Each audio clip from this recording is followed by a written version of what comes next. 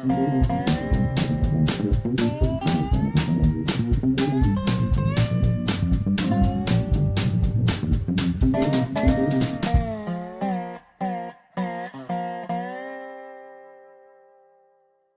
is Dave Monk, your Prairie Monk, WEFT Champaign 90.1 on your FM dial.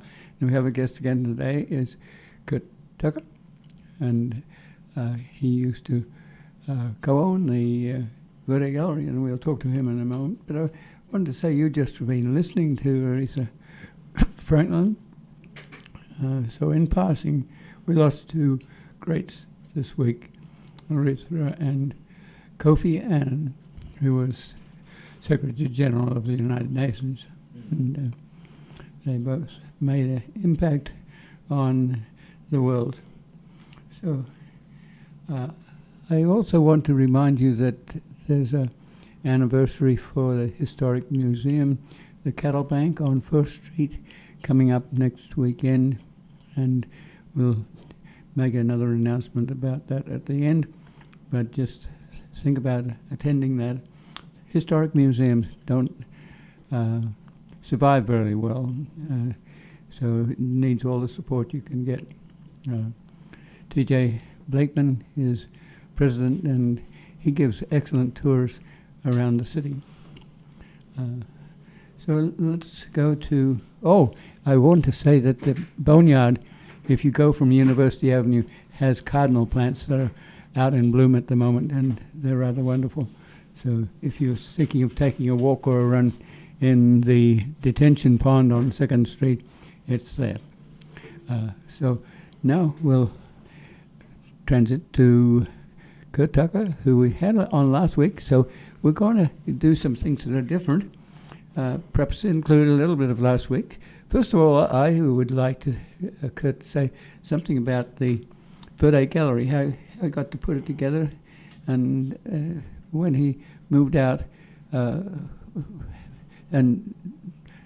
went to the Southwest, New Mexico and Santa Fe. How did that transit? So, hello, and yes, it's Kurt Tucker, but it's also Art Tucker, depending on where you live. And we did talk a little bit about Verde Gallery last week, but Dave asked me a few more questions, and I kind of explained the process and progress of what happened. It was open for several years, and I was very interested in the Southwestern artists, primarily contemporary Native American artists and also Hispanic artists. So we had some really wonderful shows with artists from the New Mexico and Arizona area. One of them was DeHaven Solomon Chaffins. She was a Zuni painter and an incredible artist. We did 2 shows for her, which basically sold out by the end of both shows. We had a lot of customers coming from Chicago, actually, to purchase those works. We also had a wonderful artist, a lithographer from Los Angeles, who now lives back in Mexico. He was actually from Mexico, lives in the southwestern part of Mexico. And his work was wonderfully accepted, and people, he couldn't make enough prints for the show that people enjoyed them that much. And he kept shipping them afterwards so that people could continue to purchase them. I think he was making some. He was making some right here. Right here, yes. Yes, because people wanted them so much.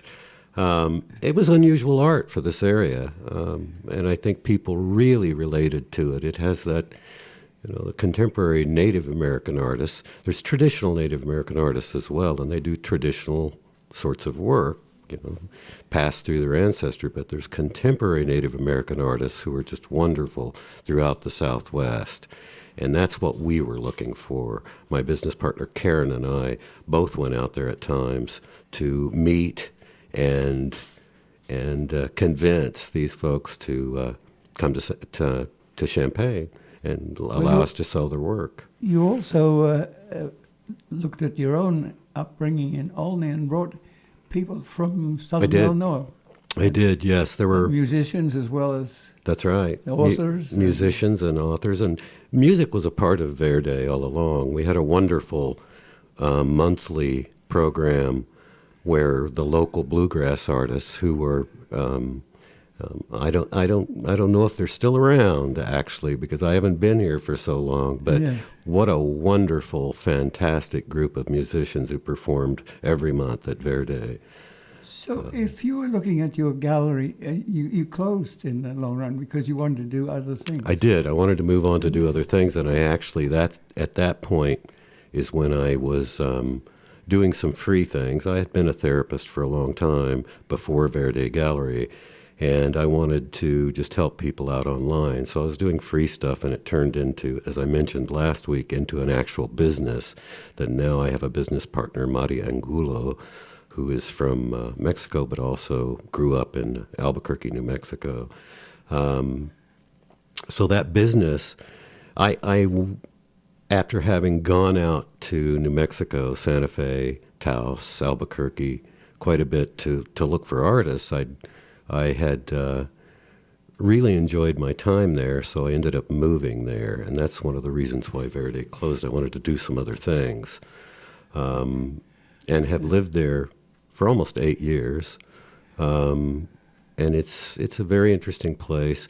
New Mexico in general is a place where people go specifically to remake themselves.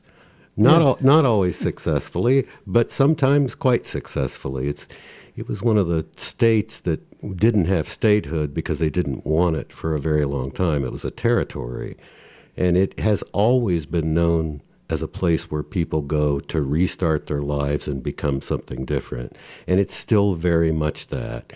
While Santa Fe is, a lot of it is owned by very wealthy people who live there two weeks a year, there's still all that sort of excitement about going to New Mexico and going to Albuquerque, Santa Fe, Taos, all those places, and starting a new life. That's Well, you still have a very terrain, much. you have a mountain.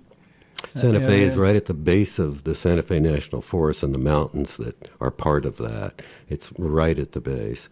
A lot of people go out there thinking it's going to be the Southwest. There's no snow, there's no this, there's no that. But that's not true. Actually, it snows during the winter. Now, it goes away pretty quickly, but it still snows and snows quite a bit at Well, we times. have artists, authors from here. Zane Grey, I think, had a plot in the mountains. And there's Zane Grey Gallery Yes. in Santa Fe. So if you look at Verde and you look at the town, which you know Champaign and Havana pretty well, I was yesterday recording on video some of the Taste of Champagne. We started that long ago as Art in the Park, and it's gradually morphed into a very successful Taste of Champagne with food and refreshments and people meeting each other. And part of it is people meeting each other and music and dance. And so knowing that, and knowing that we have many different venues where you can show your art on the wall, but we're lacking. Now we also have a Boneyard Festival where a lot of people are showing in different places during a weekend. But if you were thinking to establish a gallery, do you have any suggestions for how we could get people together in one location? It may not be going back to Art in the Park. It may be something like your pop-up. The pop-up galleries, yeah, which I think could be really beneficial. That's an empty space that you organize for art. It may be for a week or a month, but you get quite a few artists together. Right, bring artists together. It's important to allow young artists who have not had the opportunity to show their work, to give them some sort of venue, even if it's for a short period of time, to be able to show their work. And that happens quite a bit in Santa Fe, as I mentioned last week. Pop-up galleries happen, and that works like this. So there's real estate that's sitting there. The owner doesn't have anyone that's that's leasing it at the time, and you can lease it for a few weeks at a reasonable price and put together an art show. And it's a temporary art show. Yeah. One of the things you have to do is advertise it very well, because otherwise it's in a... And that's something that our company does. We do publicity and marketing, and it takes that. If that isn't there, it's going to be pretty difficult to get people to come in. But if there's all of the avenues that need to be, for instance, WFT, someone coming on talking about a show that's going to happen at an empty space in 2 weeks, social media, all of those things, all of the avenues for marketing and publicity should be done with things like that. And it doesn't have to cost a lot to do that either. Yeah. Well, when you went to New Mexico, you were dealing with different populations of people, Hispanics, some of them there from time immemorial. Yes, Spaniards. Spaniards and even native people before that. That's right. Can you say a little bit more about that and how that morphs into Mexico? Well, Santa Fe is a city of different ethnicities, and they try pretty hard to celebrate each. So there's Hispanic-related celebrations, there's Native American-related celebrations, there's all sorts of things like that happen throughout the year.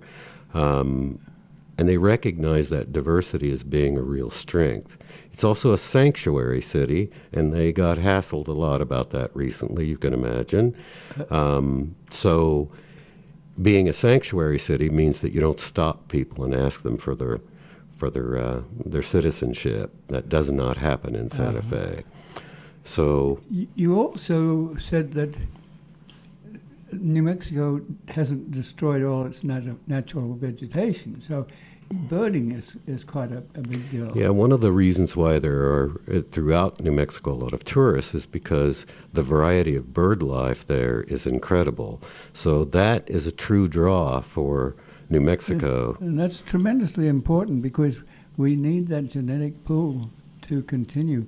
And unfortunately, on the mid-latitudes where agriculture is big, the bird life has dwindled a lot. And the tropics are alive with bird life. Unfortunately, they are also being demolished. And so how do we convince people to not move into their territory and take the resource that really keeps the ecology alive? One of the advantages that New Mexico has is it has very large areas of non-populated space. So, and it's often not conducive to building houses and buildings, and so a lot of it is open space and unused space, other than for the wildlife, rather than. So you do have some off-road vehicles that can actually destroy that. That's right, and they deal with that a lot. Mm-hmm. The Santa Fe National Forest is a pretty pristine forest. It's absolutely beautiful. And they do have to be very careful about who gets in there and what they do. And you have to deal with military, which has a Alamogordo base there. Mm-hmm. And so that takes a lot of land too. But if you're careful, you can deal with military things without necessarily destroying the landscape. In fact, it keeps it together often. Mm-hmm. Yeah, I think people are very conscious about all that. So the wild spaces are kept pretty wild, and there's just a real culture of hiking and camping and people experiencing nature. That's part of it. In Santa Fe, they don't build a building any larger than the St. Francis Cathedral, because they want people to be able to stand in the middle of the plaza and see the mountains around them. Well, you introduced since you have a therapy background, it's morphed into art and left the therapy some, but you are excited about finding people who have a passion for I am. things. Say something about that, because I see it happening in schools. I see it happening in a lot of different places where one of the main aims of the university is to encourage people to think, to dream, to observe, and to translate that into a passion for it. It might be if you have a limited capacity, you have a peak for a certain thing, or say something about. Well, I think that it's rather cliche to say do what you love. However, it often works. In my case, I left the field of mental health and was no longer a therapist, and I wanted to do some things to help people. That's part of what Verde was about. It was about helping artists, local artists, but also artists from all over. Because I've had a passion for art all my life. I've created art all my life. And so Verde was really that. And I had a wonderful business partner, Karen, at the time, who was willing to let me kind of do what I wanted to do with that and make it something really pretty important. So it was about helping artists, really, and helping that scene in this town, because I knew that there were quite a few great artists here and around Illinois as well. And again, even after leaving that my passion for helping people continued through the free work I was doing for ended up companies from around the world, the Himalayan Youth Foundation and companies in Florida and Mexico and all over the place. It eventually turned into this love of assisting people turned into a real business that's successful. And I really think that, Dave is a great example of that. Dave came to the United States from Australia.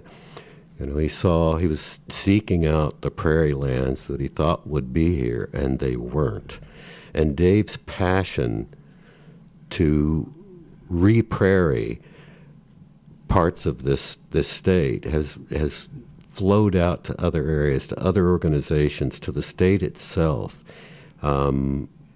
His success in doing that can't be measured by acres of land that's happened, but by the very fact that this man came here and with a passion made people understand what was here, what could be here again, and how important it actually was with biodiversity and all of those things. At the outset, I regarded the word passion as a sort of almost extreme, and I was not attuned to that. But after working with the Art Institute, where they use that word quite a lot, and I got to be more at home with it and could use it and teach others how to do it. Even if it's dumpster diving, I would teach people how to rig up a plot so that they could get in and salvage stuff. And so yes, the passion is very helpful. But you have a passion for looking at other people in other parts of the world. I do. So say something about how that impinges on what you do and how you help to correlate things or organize for people when they are not quite sure of themselves. Well, one of the things I've been doing for the past few years since I left Champaign is traveling a lot. When I first moved to Santa Fe, it was my intention to buy a home, despite the fact that it's pretty hard to buy homes in Santa Fe because they're so expensive. That was my goal. And my business partner, who had come back from Mexico, she was studying international business, her name is Madi, convinced me that wouldn't it be a better idea not to buy a house but to travel. And it took me a while to get used to that idea, but eventually I went, that makes perfect sense. Let's do that. So we have spent the past several years traveling all over the world. Now, probably most of the time in Mexico, but also throughout Europe, Morocco, all over the world, really. And my appreciation of other cultures has just expanded by that, by doing those things, by doing all that traveling. I always had a goal in wherever we went, and there were two, and that's to understand the history of the place and also to experience the art of each place. So whether it be in Sweden at the Moderna Museum, which is a fabulous, fabulous museum, or the Louvre, or throughout Barcelona, Spain, the public art, all of those things were really important. And again, it was sort of an extension of my love of art and my desire to experience that in all the ways that I could. So people don't always have that opportunity to move, but then their landscape that they're in becomes unique and interesting. And we have a state that has 13 different ecosystems, from Bald Cypress in the south, which is like a bayou, to very alpine ecosystems to the north. And then we have gravelly, sandy, swampy, different ecosystems. And people like Jeffords and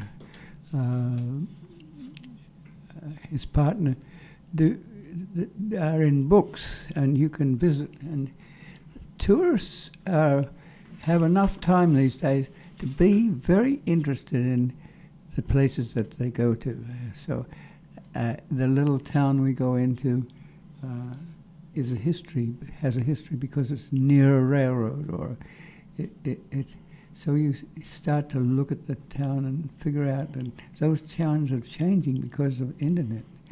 You just told me a while ago that your 90-year-old mother is on the internet all the time. She is. So translate your international movements to a local situation.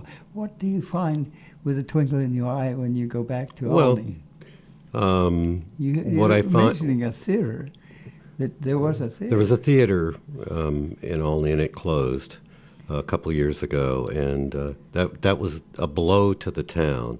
Everyone has to drive to Vincennes, Indiana, to go see a movie now. However, there's a place called Ophelia's Cup, this wonderful cafe that this woman opened. It's a coffee shop, and they have espresso. You're not going to find espresso anywhere else in Albany than Ophelia's Cup. And it's become a hub, a community social hub for the town, unlike other restaurants. It's a place where everybody goes, everybody sits around and talks with each other. It's a little bit like Cafe Kopi. It is. It's a little bit like Cafe Kopi, which I think is a wonderful place here in Champaign. Meeting Courson, who was mayor of Muhammad the other day. We'd done some prairie things together. It just is wonderful just being there together. So humans like togetherness, and so when you go to other countries, you have a little of the language. You probably people enjoy, even if you can't do it right. You have a little. They appreciate you trying. Yes. Even if they make fun of you, they still appreciate it. Yes. So I was talking to Dave earlier today when we were sitting at Cafe Kopi having a coffee about how the internet has changed travel. Airbnb is a wonderful thing. You get to stay in an actual home rather than a hotel for a period of time and experience that as if you live there. There's an app called Eat With Me, which we have used, and we've had wonderful experiences throughout Europe, sitting down and having dinner with people in their home, and which is a completely different experience than going to a restaurant. We've met some wonderful people. I know people who I have now met throughout Europe, and I met them on Instagram. And we have arranged to be with them at times, to do things with them. They have seen me taking photos in some place in Europe and said, "Hey, you're here? Wow. We want to come and see you." The internet has changed travel in so many different ways, whether it's navigation or whether it's whether it's finding a place to be and stay, or eating with people, or doing things with people, events with people that you would not otherwise know. It's really changed the possibilities of what you can do. You know, you were talking about understanding this environment, Dave. Well, ecotourism is a huge industry now. Yes, people and are it's a very important one. specifically going to places to experience the landscape, like Dave's Reading the Landscape series, which has always been so important. So Dave's already been doing that, and he's been doing it for Champaign County for a long time. And now it's become vogue to go to places and see all these things and understand them. You have organic farmers, and they are meeting on the internet. And it's criticized a lot for the negatives. The negatives, but there's also a lot of positives, and we've enjoyed doing that. So if you go to Paxton, can you imagine a small industry where people would exchange homes with tourists? They're Scandinavian-based. You get to learn about the Scandinavian background. Do you find the Main Street reasonably intact? It's actually, Paxton's a beautiful little town. Yes. Dave and I were there the other day traveling around in and around Paxton and Rantoul to look at the remnants of prairie, which was really fascinating. Beautiful little remnants of prairie that he mostly has preserved. Oh, there's a lot of people that are involved. Some of the things we do is just inspire some interest, and so yeah, it's there. And how would you think about? We have a Natchez trace. We have traces that go north and south across the country, and east and west across the country. And bicyclists especially are using these. And then they drop in, and they bring a little tourist money to restaurants. And but they are interested in finding out what Friends Creek is about, or Allerton Park, or the railroads. Where were they? And what is this museum that's on the nickel plate line, which has now been abandoned? How does that run to Gibson City? And just knowing the moraines and what they look like, and they're compared with the mountains that you have in New Mexico, they're very gentle, but they tell a story.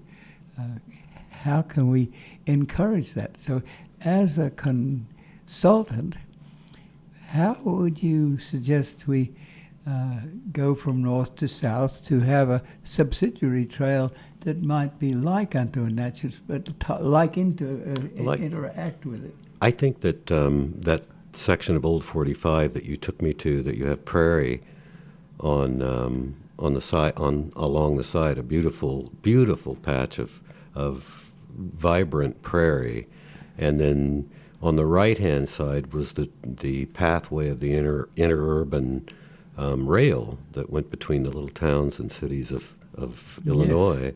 I think it's a fascinating area, and I think it's enough space with the gravel pit that we bought for 9 acres, plus the interurban, plus the railroad line nearby, plus an old retired Route 45, and it goes 10 miles.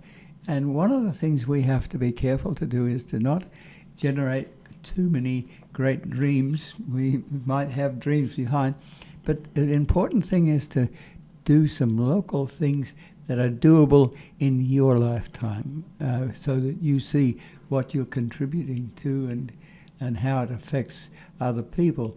So I think that's one of the things would be to go between Rantoul and Paxton and not even bother about going to Kankakee, which is also an interesting place.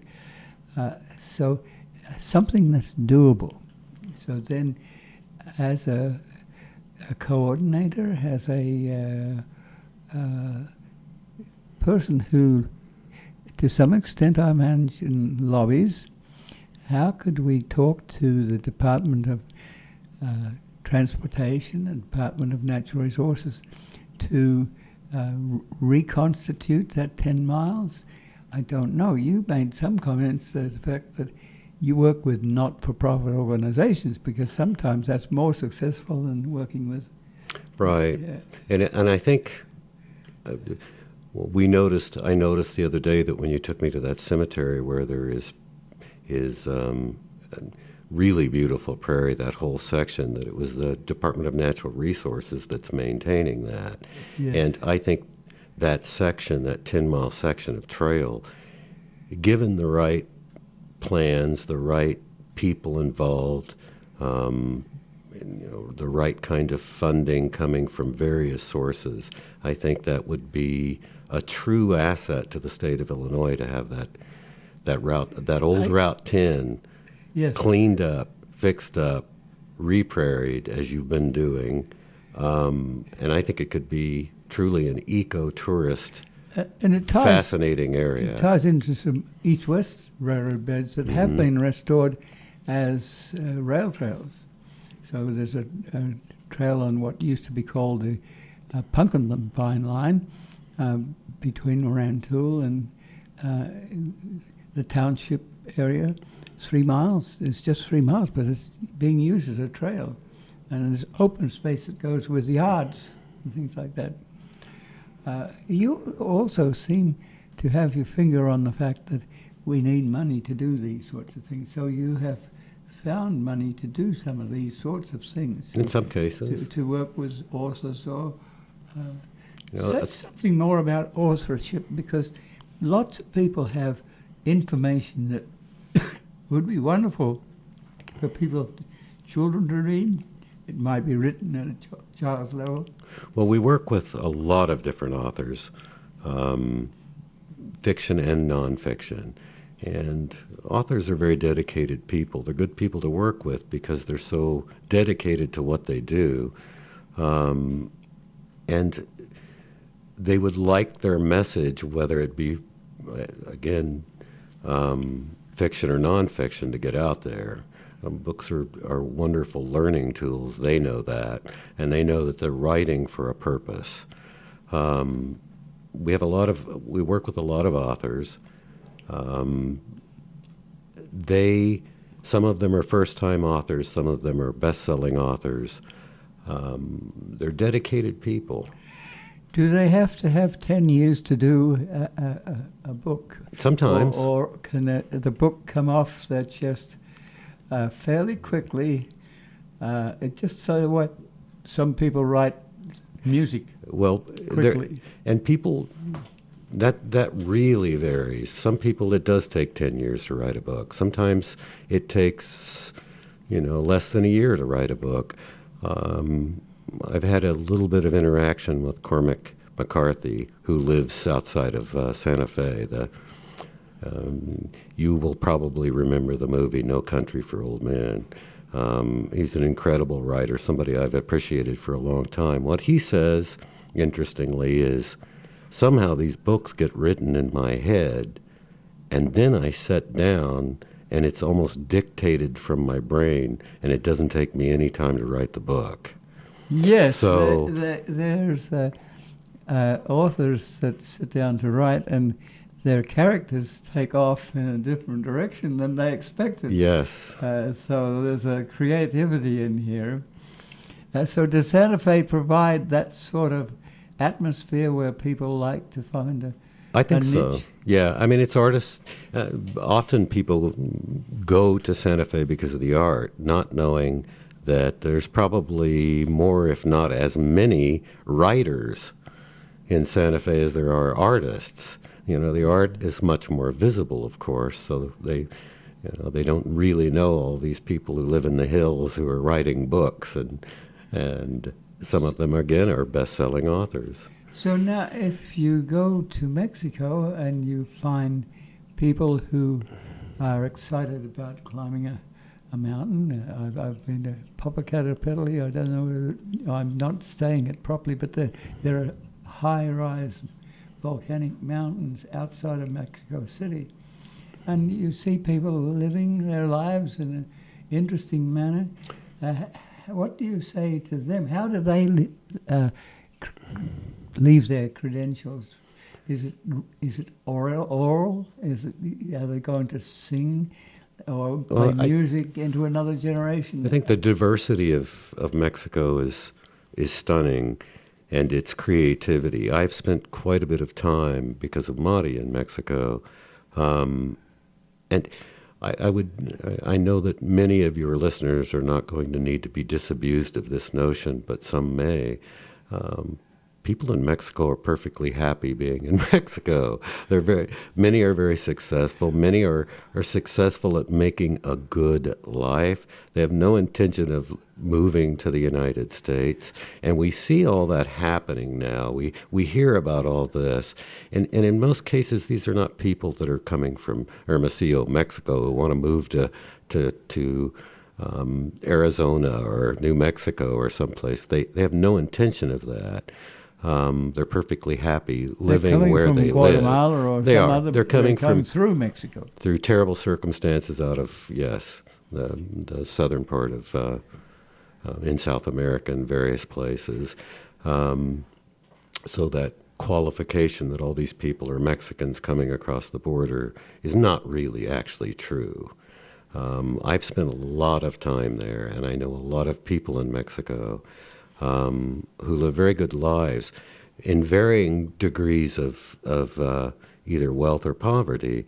They still, they're very, very hardworking, ingenious people who have a lot of fun doing some of the things that they're doing. That's right, and they live in a culture too that absolutely believes in sustainability in many cases, because you don't throw away your phone. You get it fixed at the shop down the street. Yes. You don't throw away your washing machine because it stopped. Ever. It gets fixed. For as long as it needs to get, as many times as it needs to get fixed, it gets fixed. So that's something I really appreciated, the understanding that we are throwing everything away. Why are we? Yes. We are well aware that the Aztecs and others reached the point of utilizing their nation and their resources to the point that they tended to fail. And that's happened in many places around the world. So I think the simplicity is often very generous, because those people are not fishing the seas free of certain species. They're not taking down the trees. They're managing the landscape in a much more sustainable manner. And they probably don't use a lot of chemicals. And not only that, Mexico, the country has more untapped natural resources than any other country in the world. So they're not actually destroying all the natural resources. They're actually using them in better ways, or not using them, because they have this sense of, we can use what we have here, we can reuse it, we can repurpose it. You don't take a forest and clear cut it. Right. You take certain trees that might be older, and you use beasts of burden to pull the tree out with pulleys around the other trees. You don't take a huge bulldozer in and drop the whole lot. And those trees have a communication with themselves within a forest, so that you keep the forest intact. You don't take big pieces out of it. I just wanted to, before we move on from Mexico, having lived in Illinois, when I was growing up here, I was very interested in archaeology and anthropology, and I worked with some folks down near St. Louis, Edwardsville, for a period of time doing digs. And I would ask these archaeologists and anthropologists, what happened to the Illini Indians? And they said, well, some of them said, they died on the Trail of Tears. Some of them said they dispersed and were no longer a group. Mm-hmm. But nobody knows what happened to them, actually, is what they tell me. So I went to Mexico and into the state of Sonora, And there's an organization called Ludosic. And what Ludosic does is go back to these small communities, in many cases indigenous people, and give them back some of the craft, help them regain the craft making that they had done in the past and art-related endeavors. And I was talking to them and talking about the Illini Indians and the fact that they'd asked me where I was from, and I said Illinois, and they said, and I said, but the Illini are all gone. And they laughed and said, the Illini are not gone. They have a large village in the Sierra Madre Mountains. That's where they went. They were on the Trail of Tears, went off the Trail of Tears, and resettled in the Sierra Madre Mountains. So there actually is a town of the ancestral Illini Indians in Mexico. Well, I think of southern Illinois, and we have a terminal moraine for the last Wisconsin glaciation at Effingham, and then the previous glaciations weren't so fertile, so the farming is different once you drop off the terminal moraine, and but it has thorny forests. It has what Iowa doesn't have. Iowa doesn't have that sort of forest, so they're very big in prairie because that's their ecosystem. But here we have multiple ecosystems. And how do we encourage people from East Central Illinois to go to Southern Illinois and enjoy these spaces? One of the things you have to know is it's not enough to just preserve something if you're going to interpret it. You have to maintain it. If it's a small plot, it really has to be maintained regularly. If you have a large 10,000 acres or something like that, you don't have to be quite so worried because one thing will balance out against the other. But how do you see the extension of the trail from Rantoul to Paxton going south to Salem and Kinmundy and Olney and Newton and Prairie Chickens, and how do you work with Carbondale and University and Edwardsville with another university, and how you, out of those universities are coming natural history people who really are interested in the area, and you have cultural people who know the little towns and have the stories about the dog or that was chasing the train or whatever. And I think, Dave, you've used a lot of university resources as far as students and things like that to help Yes. you, right? Yes, you Throughout learn all that. these years. It's not like you were dumping on people. The students bring their own energy, and often it's very wonderful to experience that. It might take a while for it to gel, but it's listening and perhaps adding a comment. As you get older, you have some wisdom that's not always realized, but you have a backlog of knowledge that can be transmitted nicely to young people, especially if they're interested and excited. And so, but they are very involved in their internet. They're very involved with trying to establish their career.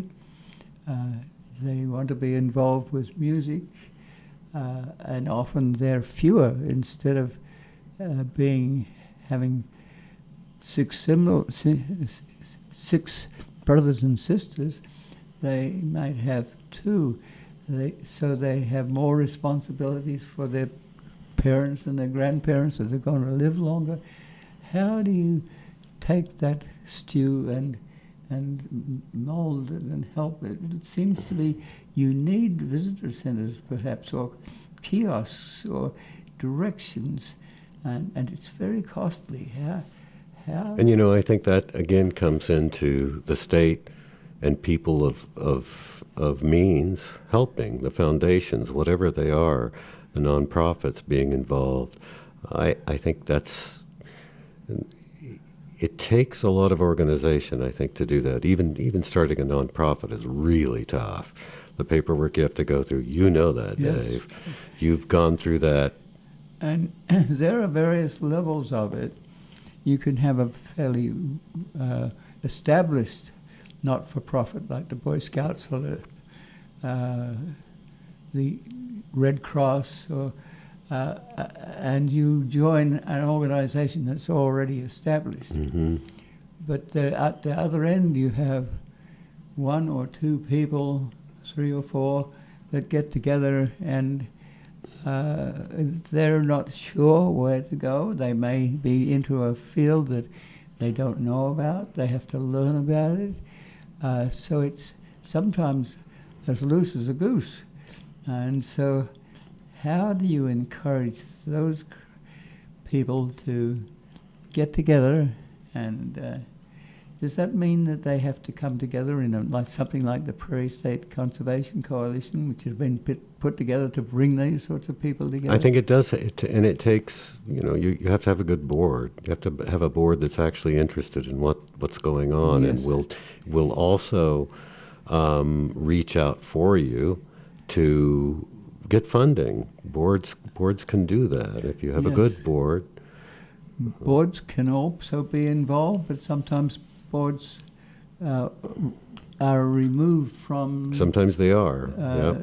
the everyday thing, and you have to be able to get out there and enlist people and convince them that this might be their passion. So that goes back to where you were talking about. It does go back to that. To finding out what tickles people's soul. Yeah, So I think a about twinkle in the eye. I think about New Harmony. I'm sure many of you know New Harmony and have been there. This single-handedly, this one woman, I'm not remembering her name right now, turned what was left of New Harmony into something very special and a beautiful place. She recognized the history of the Rappites, the Millennial Society that lived there, and then the scientific community that lived there after that, and literally single-handedly rebuilt that entire town and turned it into something pretty darn nice. I think she might have been a film personality. She had some sort of background that enabled her to do this, and she was willing to do it. But if you want to see if you haven't been there and you want to see an example of someone's true passion, who believed that something could be turned back into something fabulous, New Harmony is a great place to look at and visit and stay and learn from. Yes. I want to remind you that we have, this is a slight diversion, but it involves thinking out the whole process here. We have a bar, a pour your own bar going in. It will probably be in action within a week or two. It has taken over our pocket prairie, which is understandable. It doesn't belong to us. We've been very grateful to have it for 30 years. There was a little piece at the far end that was owned differentially. And right now, we are realizing that there has to be stairwells out of the apartments on the second floor of that building. And so you might just watch our activities of the next while. We may lose the little piece of prairie that we had left on the end. And so that makes you think about niches in downtown Champaign, places where you can find out about your history, like the Cattle Bank. It will probably be axiomatic that the trail or the bed between Market Street and Chestnut Street will not be just a simple slope to take a wheelchair, but it will be shortened by the apparatus, so it's safety egress at the Market Street end. So all these rules and regulations are a part of what you have to deal with if you're in such a situation. It may be that we'll have to move the prairie, but if you happen to be looking right lately, take a look at the dock, the prairie dock. It must be 8 or even 10 feet tall. Its leaves are wonderful. We wonder how deep the roots are. We already moved a compass plant, and it didn't have as bigger roots as we thought, and we're hoping it grows. But it's all going to the 2nd Street detention pond. And bless me, the rain was there the other night, and you can see where all the flotsam from mowing has risen to a level of perhaps 2 feet above the planting for the prairie. So it's wet, but prairie was used to being wet. This was the Grand Prairie. And so we hope that when we move the final little piece of prairie, it will go to perhaps a slightly higher place and be looked after by the city in perpetuity. It will need attention. I've been over there weeding, but it's the sort of thing that's a small part of a bigger boneyard attempt to prevent water from getting into the streets of campus town so that you can row a boat on them. And that's happened, so the detention pond is successful, but some of the vegetation that's been planted is natural vegetation. So what we're doing is joining that. And there's a little plot on top of the concrete pipe that takes the boneyard across University Avenue and right today that is got cardinal plant, which needs sort of water, so the water has to come from off the streets into that pond, which is on top of the boneyard, and then you walk just a few feet and you can look down and see the boneyard coming out and has waterfalls which aerated, and it goes into a large pond, and that can be pumped out slowly if the and so that the water doesn't flood the campus town. And so I'm just looking. Oh, you've got 5 minutes. It's, other things that you might like to say? With respect to some of the things you saw yesterday, what if you were to move into to consult on that sort of thing? How would it relate to Bloomington? How would it? So you have this long continental glaciation. How do you introduce people to a moraine and an outwash plain? And well, I think part of the issue with getting people to look at the sort of prairie diversity that you represent is people come to Illinois or live in Illinois and say, farmland. That's what they think. Farmland all over the place. Yes, well, you drive down the road, it's corn on one side and soybeans on the other. That's right. I had my mother come from Australia, and I took her to Iowa, and all of Illinois and Iowa was corn and soybeans. I think it's hard for people to understand that there was diversity, true plant and biodiversity here that's not here anymore. Part of it is that corn and soybeans. We didn't have soybeans till 1935.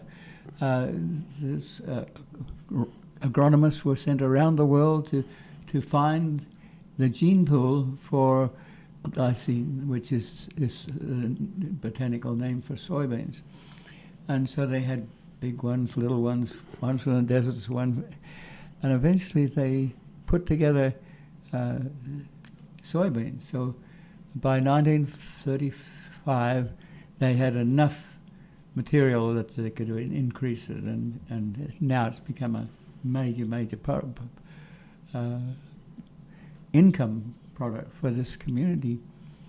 But there are other plants that are not quite so productive, but they're interesting, and so we need the gene pool people, we need the geneticists to be looking at the retinue of biochemicals and materials that are in that prairie.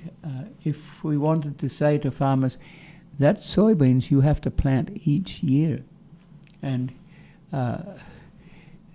it erodes, and that soil with its phosphate and its nitrogen and all its chemicals that keep the plant afloat and deny the biodiversity of the butterflies and the bees and the whatnot, go down to the Gulf and make it a desert zone. Can we have some other plants that might be perennial soybeans, the equivalent to a new soybean that you could mow for 20 years and then replace, so that you could have more rotation, so that it might be a potato, but the potato might have to expand, so it's better in a sandier soil than it is in a Drummer or a Flanagan tough, very fertile soil. It might be a carrot that needs the same thing to expand. It might be that the climate is different. So do we have young people, especially, who are looking at genomes and looking at tying in different additions to them, not just the corn and soybeans biome. We've come with corn from Teosinte with 60 little 3-inch cobs, and now you have 2 cobs, all at the same level, so they can be harvested very well. But yeah, it's almost 12 o'clock. Yes, so I just wanted to say thank you again, Dave, for doing this interview. I appreciate it. Last WEFT week, is really an interesting place. Yes. There's a lot of diversity represented right here at this radio station, and I think that's fantastic. So this has been Kurt Tucker, Art. He's known more as Art Tucker in Santa Fe, but we've been very lucky to have him be with us, and thank you for coming a second time. You bet. Happy to. Thank you, Dave.